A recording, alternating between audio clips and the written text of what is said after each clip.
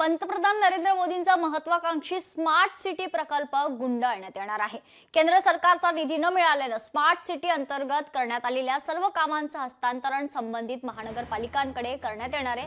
पंतप्रधानपदी विराजमान झाल्यानंतर मोदींनी 2014 ला देशभरातील 100 स्मार्ट सिटींची घोषणा केली होती। त्या अंतर्गत महाराष्ट्रातील मोठ्या शहरांचा समावेश करण्यात आला होता। राज्यातील पुणे, पिंपरी चिंचवड, नाशिक, ठाणे, कल्याण, डोंबिवली, छत्रपती संभाजीनगर, सोलापूर, नागपूर येथील स्मार्ट सिटी कंपनी अंतर्गत विविध विकासाची कामं करण्यात आली।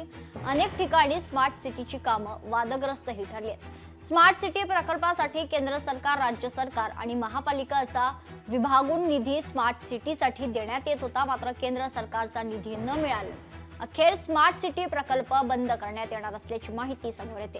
राज्य सरकारने स्मार्ट सिटी कंपनीचे मुख्य कार्यकारी अधिकारी आणि महापालिका आयुक्तांना या संदर्भात पत्र पाठवलेलं आहे। 31 मार्च पूर्वी स्मार्ट सिटीला सर्व कामं महापालिकांकडे हस्तांतरित करण्याचे आदेश देण्यात आले।